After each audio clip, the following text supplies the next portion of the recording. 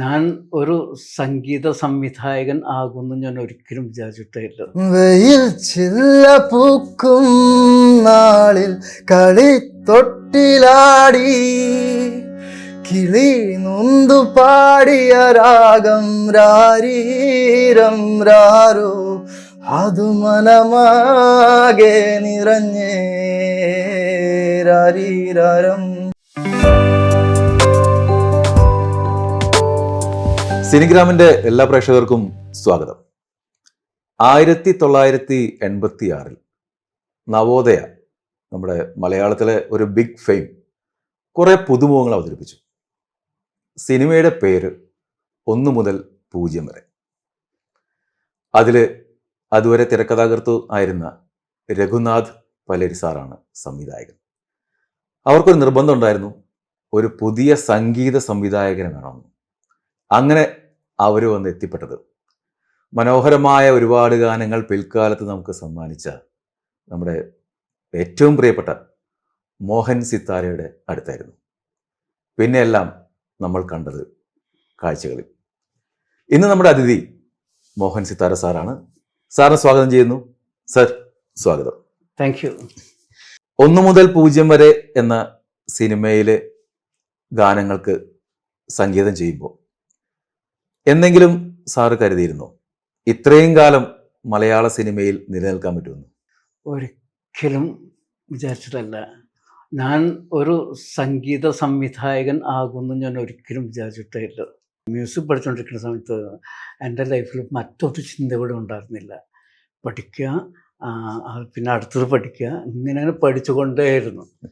അതിനുശേഷം പിന്നെ പല മ്യൂസിക് ഡയറക്ടേഴ്സ്, ഇപ്പോൾ ചെന്നൈയിൽ നിന്നൊക്കെ വരുന്ന മ്യൂസിക് ഡയറക്ടേഴ്സ്. അപ്പം ഞാൻ ട്രിവാൻഡ്രത്താണ് താമസിച്ചിരുന്നു. അവിടെ തരംഗിണി സ്റ്റുഡിയോ ഒക്കെ തുടങ്ങിയ കാലം, അതുപോലെ ചിത്രാഞ്ജലി സ്റ്റുഡിയോ തുടങ്ങിയ കാലം. കേരളത്തിൽ ഈ 2 സ്റ്റുഡിയോ ആണ് ആദ്യം ഉണ്ടായത്. അപ്പോൾ അവിടേക്കൊക്കെ അവിടുന്ന് സംഗീത സംവിധായകർ വരും. അപ്പോൾ അവർക്ക് അസിസ്റ്റ് ചെയ്യുന്നത് ഞാനായിരിക്കും. അപ്പോൾ എന്നെയാണ് അവർ വിളിക്കുക. അങ്ങനെ ഒരു എന്താ പറയുക, പലർക്കും ഇങ്ങനെ അസിസ്റ്റ് ചെയ്ത് ഓർക്കസ്ട്രേഷനൊക്കെ ഉണ്ടാക്കി പിന്നെ അതുപോലെ പള്ളിയിൽ കൊയറിന് കമ്പോസ് ചെയ്യായിരുന്നു. പിന്നെ മുസ്ലിം പാട്ടുകൾ കമ്പോസ് ചെയ്യായിരുന്നു, ബാലയ്ക്ക് വരെ കമ്പോസ് ചെയ്യായിരുന്നു, നാടകങ്ങൾ കമ്പോസ് ചെയ്യായിരുന്നു. അങ്ങനെയൊക്കെയാണ് പിന്നെ ഞാൻ സിനിമയിലേക്ക് വന്നത്. കലാഭവൻ മണി എന്ന് പറയുന്നത് നമ്മുടെ എല്ലാവരുടെയും മുത്ത്. സംഗീതം പഠിച്ചിട്ടില്ല എന്ന് പറഞ്ഞു അദ്ദേഹം. പല വേദികളിലും പറഞ്ഞാണ് സംഗീതം ഞാൻ പഠിച്ചിട്ടില്ല. പക്ഷെ വളരെ മനോഹരമായി പാട്ടുകളും പാടുന്നുണ്ട്. അദ്ദേഹത്തിന്റെ റേഞ്ചിൽ എനിക്ക് തോന്നുന്നില്ല അങ്ങനെ ആർക്കും അത്ര എളുപ്പമല്ല അദ്ദേഹത്തിന്റെ റേഞ്ചിൽ പാട്ട് പാടാനായിട്ട്. ഈ പാട്ട് പഠിക്കാത്ത ഒരാൾക്ക് ഈ ഒരു കഴിവ് എങ്ങനെ കിട്ടുന്നത്? അങ്ങനെ പലരും പാട്ട് പഠിക്കാതെ അസലായി പാടുന്നവരുണ്ട്. ഇപ്പോൾ കലാഭവൻ എന്ന് വെച്ചാൽ അത് ബ്ലഡിലുള്ളതാണ്, ജനിക്കുമ്പോൾ തന്നെ കിട്ടുന്നതാണ്. പാട്ട് പഠിക്കുന്നത് അതൊക്കെ പോളിഷ് ചെയ്യാൻ വേണ്ടിയിട്ടാണ് പിന്നെ പഠിക്കുന്നത്. അതും തന്നെയല്ല, വരാത്ത സംഗതികളൊക്കെ കൂടുതൽ വീണ്ടും വരും.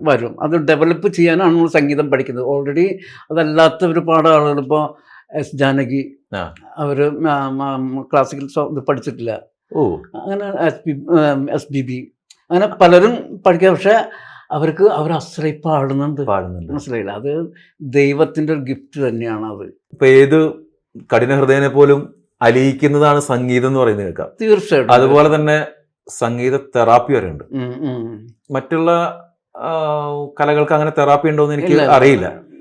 എന്താണ് ഈ സംഗീതത്തിന്റെ ഒരു ഞാൻ പറഞ്ഞില്ല, അത് സംഗീതം എന്ന് പറഞ്ഞാൽ ഈ പറഞ്ഞ പോലെ ആഴക്കടൽ പോലെയാണ്. ആഴക്കടൽ പറയാൻ പറ്റില്ല, ലോകം മുഴുവനും നിറഞ്ഞു നിൽക്കുന്നതാണ് സംഗീതം. എല്ലാവരുടെ മനസ്സിനകത്ത് അറിഞ്ഞോ അറിയാതെ സംഗീതമുണ്ട്. മനസ്സിലായില്ല. ഇപ്പോൾ നമ്മളിപ്പോൾ സംഗീതമാണ് ഈ ലോകത്തെ നയിക്കുന്നത് തന്നെ പറയാം. ഇപ്പോൾ നമ്മൾ TV തുറന്നാൽ സംഗീതം, പുറത്തിട്ട് ഇറങ്ങിയ കാക്കകളുടെയും പൂച്ചകളുടെയും സംഗീതം, ടോട്ടൽ ആ സംഗീതത്തിലൂടെയാണ് നമ്മൾ ജീവിക്കുന്നത്. മനസ്സിലായില്ലേ? അപ്പോൾ നമ്മളിപ്പോൾ ഉദാഹരണം, നമ്മൾ ഇങ്ങനെ ഒരു വല്ലാത്തൊരു മൂഡ് ഔട്ടിലിങ്ങനെ ഇരിക്കുകയാണെന്ന് വയ്ക്കുക. ആ മൂഡ് മാറ്റാൻ ഒരു പ്ലസൻറ്റ് ഫീലുള്ള ഒരു മ്യൂസിക് കേട്ടാൽ നമ്മളിത് അറിയാണ്ട് ഇതിൽ നിന്ന് മൈൻഡ് ഇങ്ങനെ മാറി മാറി അതിലേക്ക് ഇങ്ങനെ പതിയെ പോകും. അങ്ങനെ നമ്മൾ ഒന്ന് റിലാക്സ് ആവും. അത് ആ സംഗീതത്തിന് മാത്രമേ പറ്റുള്ളൂ, വേറൊന്നിനും അങ്ങനെ പറ്റില്ല.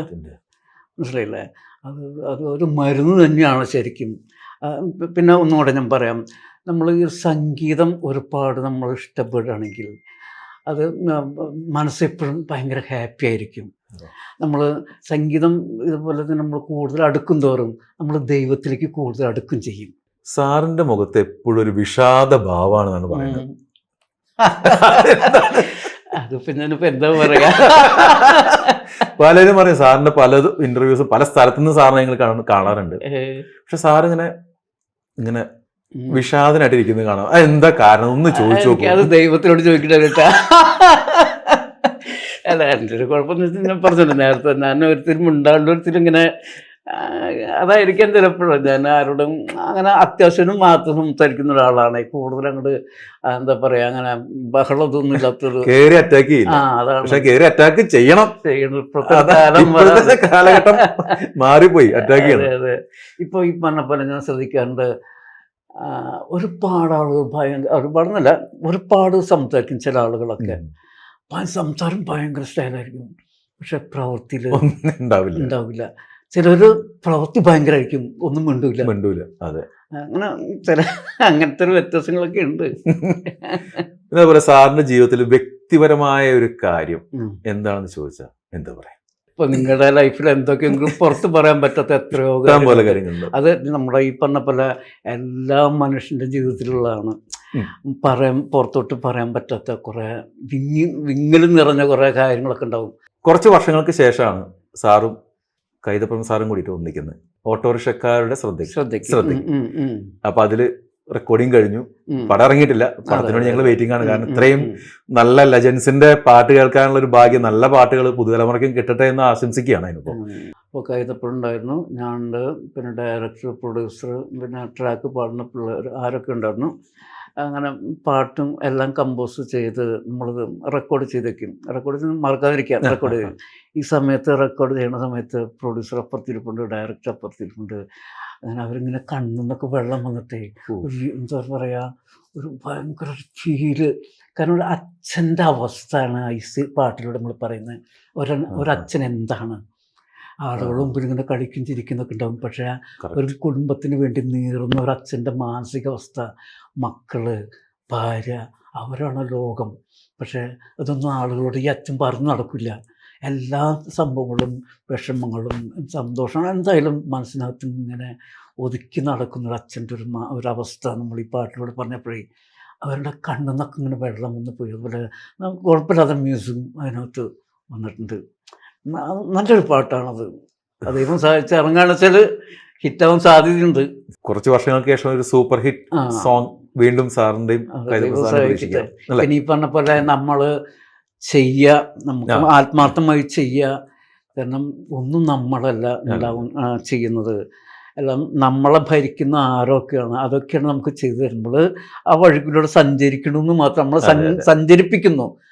നമ്മളറിയുന്നില്ല അടുത്ത നിമിഷത്തിൽ എന്താ സംഭവിക്കുന്നതെന്ന് അറിയില്ലല്ലോ. അപ്പോൾ ആരൊക്കെയോ ഏതോ ആ ഒരു ദൈവം നമ്മളെ ഇങ്ങനെ കൊണ്ടു നടക്കുന്നു, നമ്മൾ ആ ദൈവത്തിൻ്റെ കയ്യും പിടിച്ചിങ്ങനെ നടക്കുന്നു, അത്രേ ഉള്ളൂ.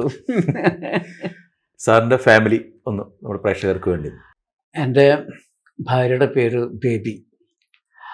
എനിക്ക് ഇവിടെ മ്യൂസിക് കോളേജ് ഉണ്ട്, തൃശ്ശൂർ ടൗണിലാണ്. അപ്പോൾ അവിടുത്തെ കാര്യങ്ങളൊക്കെ നോക്കുന്നത് വൈഫാണ്. ഇടയ്ക്ക് ഞാൻ അവിടെ പോകും. പിന്നെ മൂത്തത് മോളാണ് മൊബിന. മോളിപ്പോൾ ഒരു പിന്നെ ബോട്ടിക്കൊക്കെ ആയിട്ട് ഇങ്ങനെ നിൽക്കുന്നു. ഫാഷൻ ഡിസൈനറാണ് മോള്. നാട്ടിൽ തന്നെയാണോ? പിന്നെ മോൻ ഒരു 10-15 പടത്തിൽ മ്യൂസിക് ചെയ്തിട്ടുണ്ട്. തമിഴ് പടം കഴിഞ്ഞു. ആദ്യം ചെയ്തത് ഞാൻ ചെയ്ത അനീഷ് അൻവർ എന്ന് പറഞ്ഞൊരു ഡയറക്ടർ പടം, അതിനകത്ത് ഒരു പാട്ടും മോൻ ചെയ്ത്. പിന്നെ അടുത്ത അന്വേഷണ പടത്തിലും എല്ലാ പാട്ടും മോനെ ചെയ്ത്. അതിൽ വെയിൽ ചില്ല പൂക്കും നാടിൽ ഒരു പാട്ട് മോനും പാടി. അതുപോലെ മോൻ്റെ കൂടെ ജോൾസിനും പാടി. അത് ഭയങ്കര ഹിറ്റായ പാട്ടല്ലേ? അതെ, സൂപ്പർ ഹിറ്റായിരുന്നു. പിന്നെ അതിനുശേഷം ഒരു 5-8 ചെയ്തിട്ടുണ്ട്. മോനിപ്പോൾ എന്താ നമുക്കൊരു പ്രതീക്ഷകൾ മോനിലാണ്. മോൻ നന്നായി ചെയ്യുന്നുണ്ട്. അപ്പം ഞാൻ പറഞ്ഞതല്ല, എല്ലാവർക്കും എല്ലാവരുടെ ഒരു അഭിപ്രായമാണ്. അതെ, അതെ, അല്ല. ദൈവം സഹായിച്ച് പിള്ളേരൊക്കെ നല്ല രീതിയിൽ വരുമ്പോഴാണ് നമുക്കൊരു കാരണം ഏജായി, 10-65 വയസ്സായി എനിക്ക്. 65 വയസ്സേ അല്ല, 65 എന്ത് വയസ്സ്, മുക്കാഭാഗം ഒക്കെ കഴിഞ്ഞു. അപ്പൊ ഇനിയുള്ളത് മക്കളിൽ കൂടി ഇങ്ങനെ സന്തോഷം കണ്ടെത്തുക, അതാണ് ഇനിയുള്ളൊരു.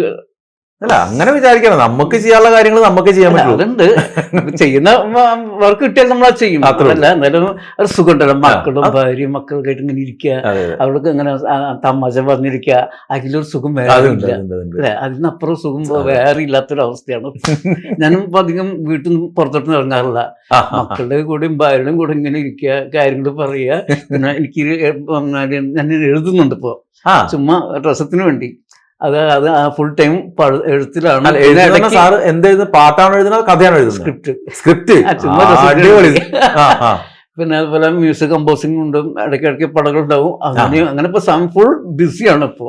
അപ്പൊ അടുത്ത് തന്നെ ഒരു സിനിമ പ്രതീക്ഷിക്കാം. അങ്ങനെയില്ല, ഞാൻ ചുമ്മാ രസത്തിന് വേണ്ടി.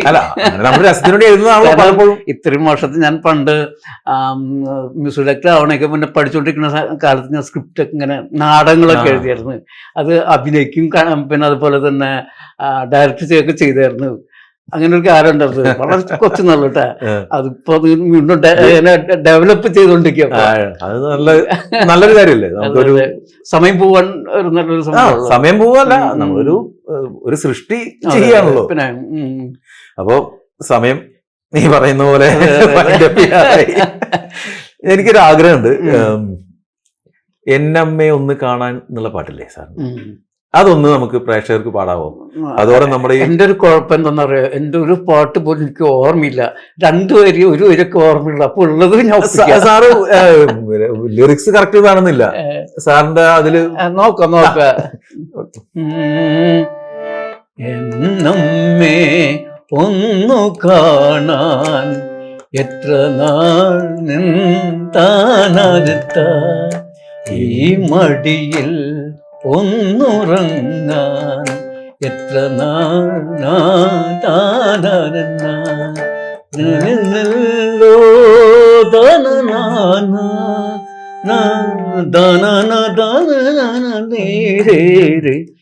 എന്നമ്മേ ഒന്നു കാണാൻ എത്ര നാളി.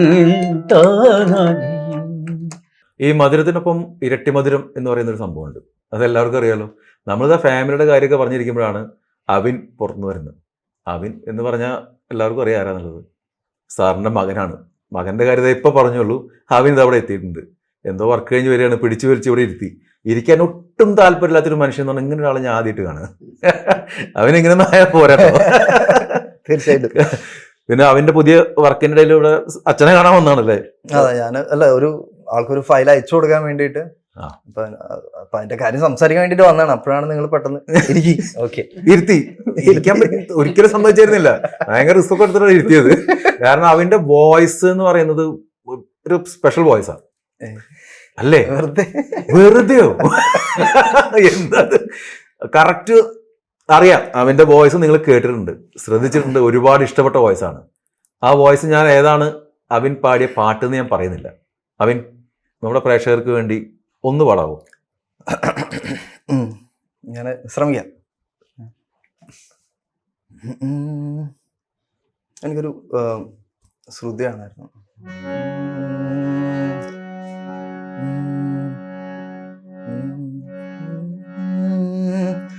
വെയിൽ ചില്ല പൂക്കും നാളിൽ കളിത്തൊട്ടിലാടി കിളി നൊന്തു പാടിയ രാഗം രാരീരം രാരോ അതു മനമാകെ നിറഞ്ഞേ രാരീരം ഈണമായി കിലും കിലും താളമായി കണ്ണേ നിന്നെ കാണാൻ വന്നതാണോ ഓരോ കടങ്കഥകളായി കാണാം പല മുഖങ്ങളായി തേടും മറുതീരം ദൂരെ ദൂരെ ഓരോ കടങ്കഥകളായി മുഖങ്ങളായി കാണാം, പല മുഖങ്ങളായി തേടും മറുതീരം ദൂരെ ദൂരെ. വാ. എന്തായാലും ഈ സമയത്ത് ഇവിടെ വന്നതിന് ഒരുപാട് നന്ദി. കാരണം ഈ പാട്ട് നേരിട്ട് കേൾക്കാൻ എനിക്ക് കഴിഞ്ഞു. എനിക്ക് ഒരുപാട് ഇഷ്ടപ്പെട്ട പാട്ടായിരുന്നു. അപ്പോൾ ഇനിയും ഒരുപാട് ഓപ്പർച്യൂണിറ്റീസ് ഉണ്ടാവട്ടെ. എനിക്ക് കൂടുതൽ കുറേ കാര്യങ്ങൾ ചോദിക്കാണ്ട്. പക്ഷെ ആദ്യം തന്നെ മൂപ്പര് മുൻകൂർ ജാമ്യം എടുത്തു. എന്നെ പെട്ടെന്ന് വിടണം, പോയി പണിയുണ്ട്. അതുകൊണ്ട് വേറെ രക്ഷയില്ലല്ലോ. Okay Avin, once again thank you. അപ്പോൾ പുതിയ വർക്കിന് എല്ലാ ആശംസകളും. Thank U.